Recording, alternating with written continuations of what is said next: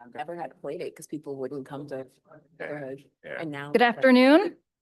My name is Sushila Namani Stanger. I'm the Executive Director of the Urban Redevelopment Authority of Pittsburgh, and I'd like to welcome you to the February 12th regular meeting of the URA Board of Directors. Thank you for joining us.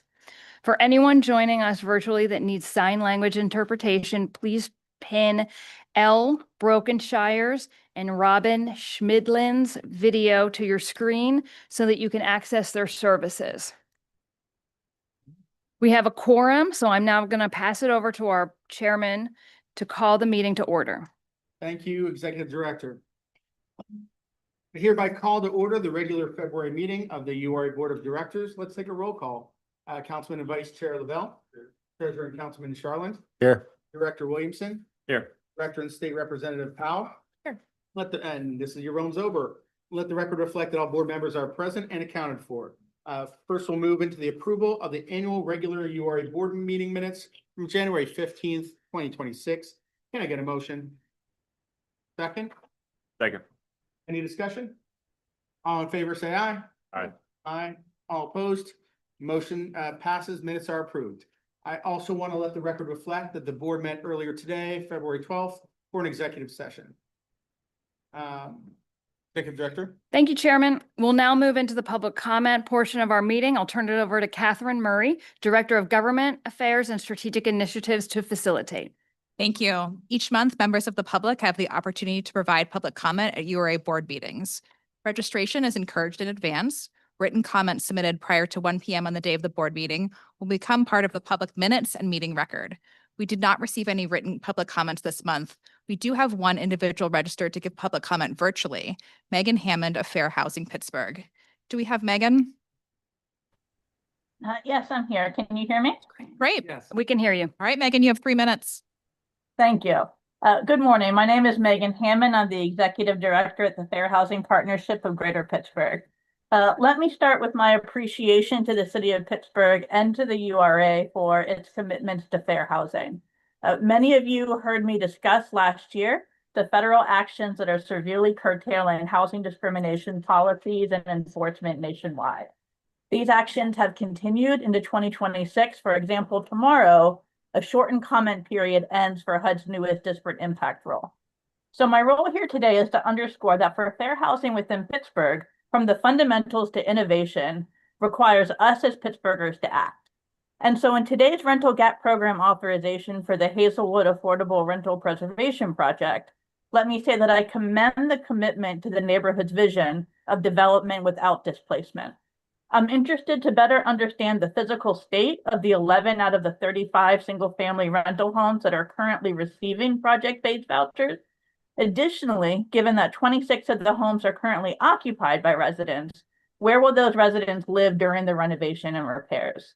But further, I want us to consider that restoring blighted homes exactly as they were originally built doesn't serve Pittsburghers today, particularly for disability accessibility.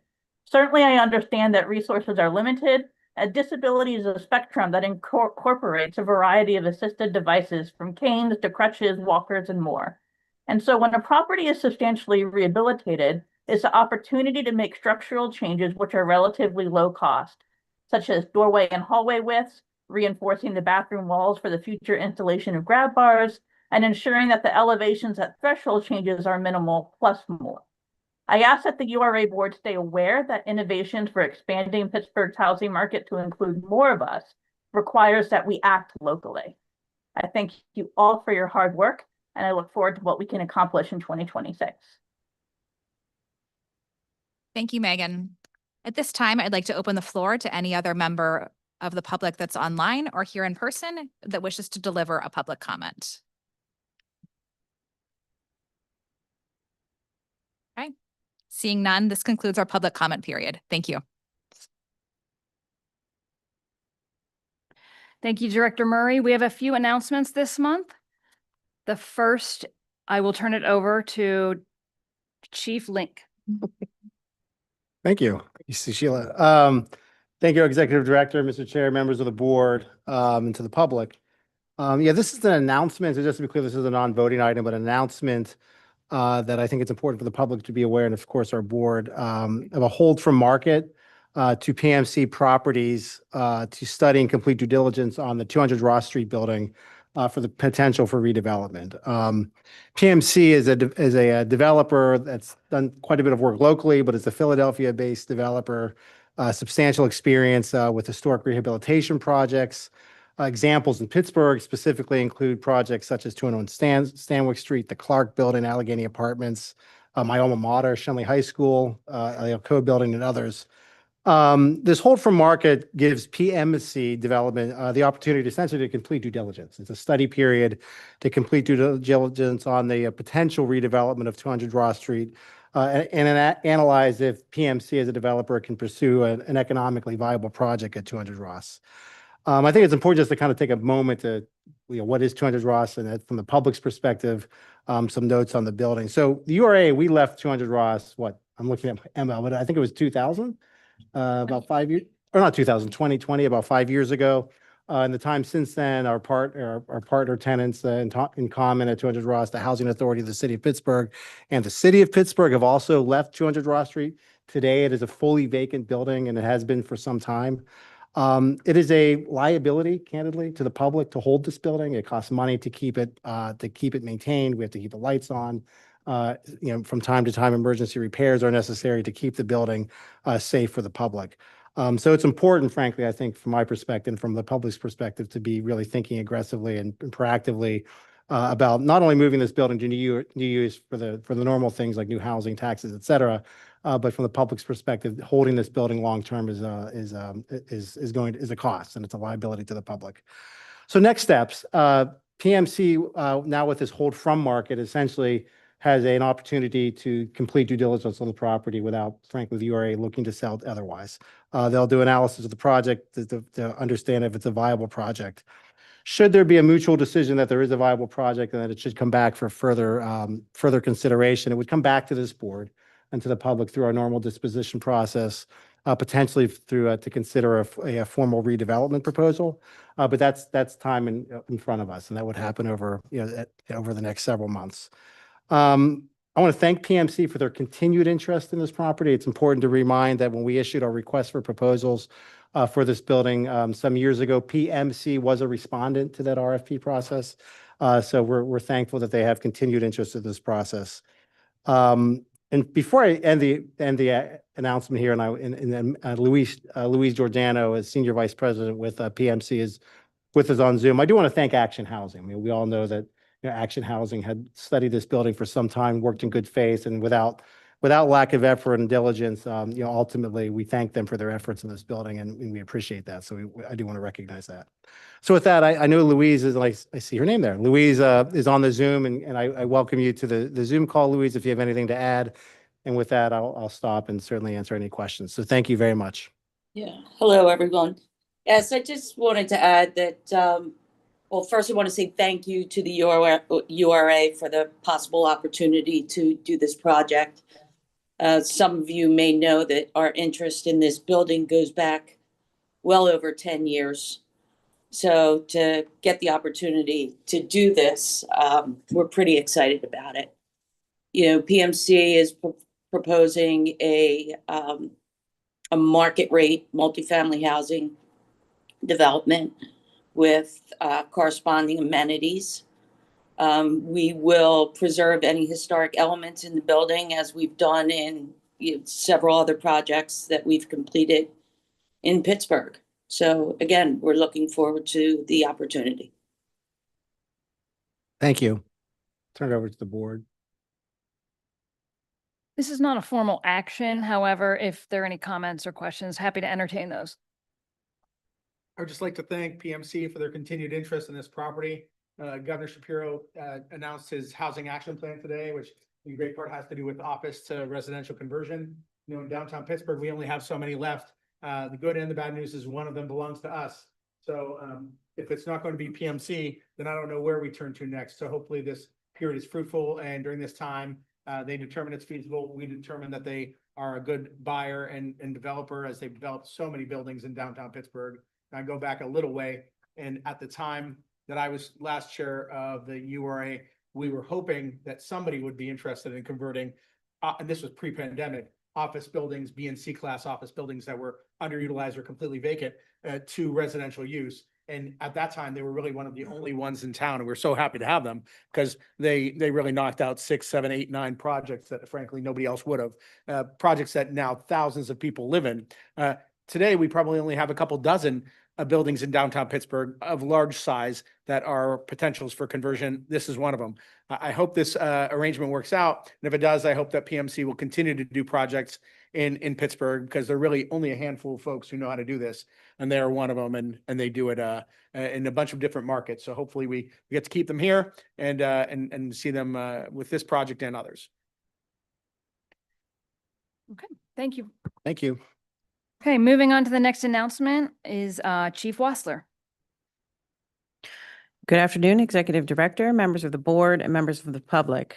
Today, we are announcing that the For Sale Development Program funding round is currently open and will close on February 27th at 4:00 p.m. The For Sale Development Program offers grants for the rehabilitation and new construction of single-family homes, which are to be sold to home buyers earning at or below 80% of the Pittsburgh area median income when completed. Applications for shovel-ready projects where all funds are committed except for URA funding will be prioritized. A second program round will open later this year. The application is available on the For Sale Housing Programs page of the URA website. And if anyone has any questions about the program or the funding round, they can email them to residentialdevelopment@ura.org. Thank you, and I'm happy to take any questions. Thank you, Chief Wassler.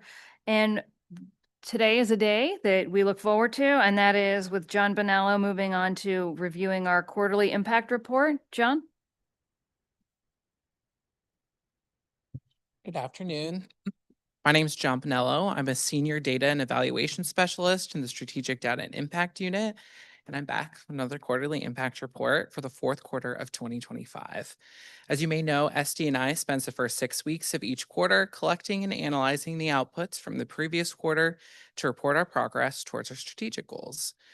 With 4 quarters of completed and approved data, SD&I is now working on combining these data sets to generate an annual report that summarizes the impact of our work in all of 2025. I'm hoping to share that report with you in the coming month. But for now, on your screen, there are some highlights from the Q4 2025 impact report. 11 businesses connected to technical assistance through URA and its affiliates. 28 individuals were able to stay in their homes through our housing crisis prevention program. 19 individuals were assisted in achieving home ownership through the HOF Down Payment and Closing Costs Assistance Program. 257 units of affordable housing were created or preserved with assistance through our residential and consumer lending programs. 8 small business loans were closed between the URA and its affiliates worth over $430,000, and roughly $116,000 were dispersed to businesses maintaining vacant lots to support neighborhood projects. The full report is now live on the impact page of the website and shows more of the great work that was done by the URA in our fourth quarter. We encourage anyone who's interested in taking a closer look at some of these metrics to go to the impact section of the website listed under the About Us heading. Thank you, John. Really appreciate it. Okay, our last announcement today is the commercial lending report with Director Kane. Hi. Oh, I'm gonna move it down a little bit. Thank you. And yeah, good afternoon. A warm welcome to the URA Board of Directors and the public. My name is Sienna Kane, Assistant Director of our Commercial Lending Department. John provided those great stats for Q4, and today I have the pleasure of giving a recap of our department's work throughout the year, throughout 2025, and the impact that our lending dollars and technical assistance and general business support had on our city throughout the year. We closed 33 loans, injecting $3.1 million into small businesses across the city of Pittsburgh. 75% of those businesses were women and/or minority-owned. And to prop up our existing businesses beyond our financial capital, our department sponsored over 650 hours of technical assistance that help small businesses with loan application preparation, business planning, and project feasibility. We also supported 44 up-and-coming childcare businesses through Chatham Center for Women's Entrepreneurship's Business of Childcare course. And that's not all. Throughout the year, staff could be found out and about representing the URA and our affiliate community development financial institution in West Pittsburgh at local events, festivals, and community meetings. As a team over the summer, we hosted 3 URA in the neighborhood events, visiting 9 business districts and over 300 businesses to share resources and strengthen our relationships with neighborhood business districts.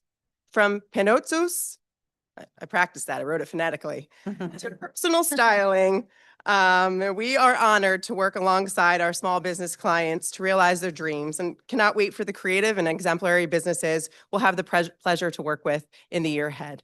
Thank you so much. Thank you, Sienna. Appreciate it. Okay, moving on to our main agenda. We will start with development services, and I will turn it over to Chief Link. Thank you very much. Yeah, again, Tom Link, Chief Development Officer at the URA. Thank you to the board.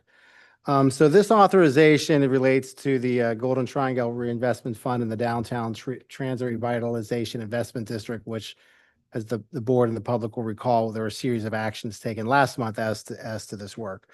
Today's action is a action to register the intent to issue initial financing bonds at an amount of up to $50 million to create and capitalize a Golden Triangle Reinvestment Fund to be repaid by the proposed, which we of course took several actions last month to begin sort of the study and development of this proposal, Downtown Transit Revitalization Investment District, or Downtown TRID.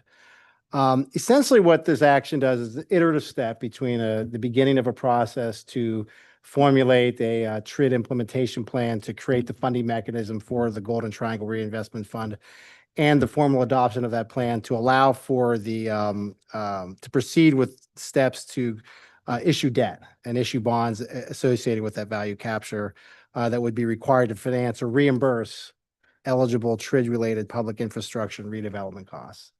So that's the action today. I will not go too much into TRID again. I know I spent a lot of time last month.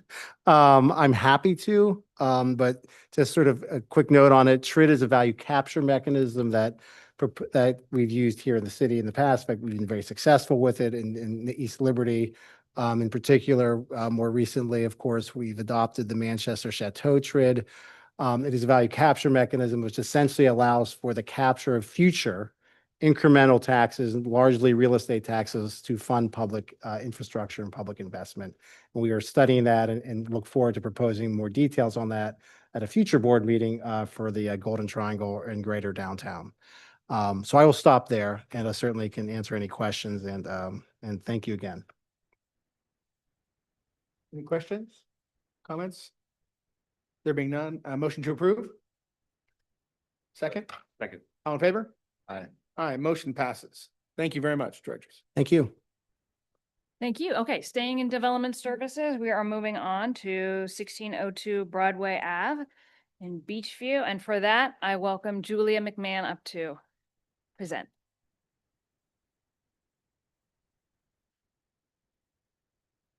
Hello, my name is Julia McMahon, and I'm a Senior Project Manager in the Development Services Unit. I am here today seeking approval for final drawings and final evidence of financing and the authorization to execute a deed for the sale of 602 Broadway Avenue to Casa San Jose or related entity for $1. Just as a reminder about previous board actions, on July 10th, 2025, the URA Board of Directors approved Casa San Jose's redevelopment proposal and granted authorization to enter into a disposition contract for the sale of the building for $1. Casa San Jose is a local nonprofit organization whose mission is to connect, support, and advocate with and for the Latino community. Casa San Jose will renovate the building at 602 Broadway Avenue to support its community, healthcare, education, and social services programs. The interior renovation includes classrooms, offices, conference rooms, community space, among other amenities. Other improvements include new energy efficient HVAC, electrical, plumbing, fire safety, security, Wi-Fi, and an elevator for full accessibility.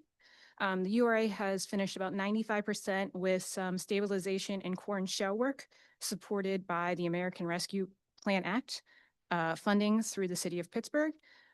Sister Janice Vanderneck, the founder of Casa San Jose, is here via Zoom, and she can answer any questions. Sorry, we were getting some last minute emails about who was showing up, so sorry I'm a little scattered. Hi, good afternoon, everyone. Thank you so much. Were there any questions for me? Any questions or comments from the board? I just want to say quickly, I remember sitting at the table in 2020 when we first started having these conversations. So just want to thank the URA staff who's taken years to get to this place, CASA, obviously for all the good work that they do, and really excited to continue to support the important and critical mission of CASA and the communities that they provide. So thank you all for making this, helping us come to fruition. Absolutely. It's a dream come true for us. And right now, the fear is so high that we ourselves aren't even working physically in our space. But someday, hopefully sooner than later, we will be free to publicly announce who we are and where we are.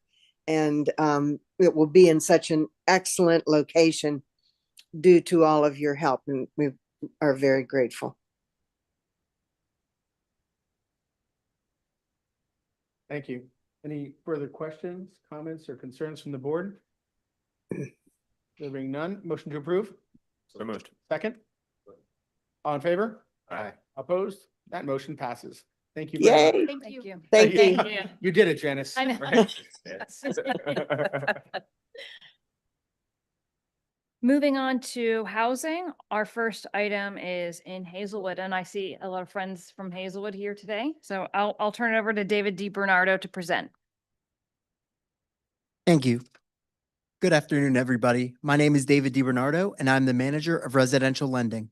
Today, I am seeking authorization to enter into a rental gap program loan agreement with HARP LLC or a related entity in an amount of up to $1,250,000 for the rehabilitation and repair of 35 single-family rental housing units known as HARP. HARP stands for the Hazelwood Affordable Rental Preservation Project, which seeks to support development without displacement. HARP LLC is 100% owned by the nonprofit Community Development Corporation, Hazelwood Initiative Incorporated. HARP LLC has purchased and currently manages 61 properties, 59 of which are rented to tenants earning earning between 30% and 50% of area median income. Today's request specifically supports completing repairs across 35 of these units, which are also the recipients of a $1.86 million PHFA HOP MF grant award. Many of these units have significantly deferred maintenance, which needs to be addressed, and currently 9 of the 35 units are vacant due to their condition. The URA's architecture, engineering, and inspections team has worked closely with Hazelwood Initiative and their general contractor, Volpat Construction Corporation, to inspect each of these 35 properties and develop a scope of work prioritizing critical repairs. These improvements will enhance safety, quality of life for the tenants, and return all 35 units to a habitable condition. 11 of these units will be supported by project-based vouchers, and the remaining 24 units will accept housing choice vouchers. This investment will also ensure that HARP LLC remains financially sustainable and that affordable rental housing in Hazelwood is preserved for years to come. If authorized, this project is expected to close in March of 2026, with construction completed by the end of the year. Joining us today are the Director of Real Estate at Hazelwood Initiative, Nancy Noska, the Executive Director at Hazelwood Initiative, Sonia Tillman, and also Michael Volpat from Volpat Construction Corporation. You like to make it? Yes. Thank you. Good afternoon, everyone. I just wanted to kind of reiterate some of the things that David said, that these 35 units that we are discussing today are part of a much larger portfolio that we purchased specifically to both raise the condition of the units, but also keep them affordable for the long haul. And we're in a neighborhood that is kind of rapidly changing over, and we wanted to make sure that there were at least, these 60 units that we purchased from a single landlord could be part of what remains affordable in our neighborhood. And they do tend to house low to very, very low income people. And so these are people who would always have trouble finding housing, and we wanted to make sure that they had the ability to stay in Hazelwood should they choose. I am here with Nancy Noska, our Director of Real Estate, and Michael Volpet, our contractor. If you all have any questions, we'd be happy to answer. Thank you. Thank you for your presentation. I had a quick question pertaining to the public comment that we had earlier. For some, I'm sure you can't answer for every single unit, but majority, are we talking about these repairs being able to happen while folks are still placed in their home? Yes, Okay, wonderful. they are. So we don't have a need to relocate anyone, even temporarily, to make these Making repairs. sure her question was answered. Thank you. Contractor, it's tough, but thank you. Yeah. Any other questions or comments? Do you want to entertain a motion? Motion to approve? So move. Second. All in favor? Aye. All opposed? Motion passes. Thank you so much. Thank you. Thank you. Thank you. Congratulations. So much clapping today. That concludes our main agenda, and we will go through the consent agenda. Before entertaining a motion, if you wouldn't mind, Chairman, if I just could speak to item 1A. Absolutely. Thank you. 1A is an authorization to rescind a lease agreement for the Hunt Armory with Chatham University. Just briefly, that lease agreement was approved early 2025, and as a matter of business, we are asking for the rescission of that. However, we do remain very engaged with Chatham University, and the team at Chatham University continues to express interest in the facility. And I just want to be clear that the core vision for the future of the site remains the same. The goal is to have the Hunt Armory continue to serve as a viable ice rink facility that could support ice hockey teams for play and practice, and also provide public skating opportunities for the broader community. At this time, the URA and Chatham are determining next steps to advance a path forward for the property that is aligned with that vision. Thank you. Any questions? Even though it's not formal, any questions, comments, or concerns about this since it was sort of heavily circulated publicly? No? Okay. I'll entertain a motion now to approve the consent agenda in its entirety. Motion approved. Can I get a second? Second. All in favor? Aye. All opposed? Motion passes. Anything else? There are no disclosures today, so we can adjourn. Okay, thank you all. I'll entertain a motion to adjourn. Second. Second. All in favor? Aye. All opposed? Motion passes. We are adjourned. Thank you.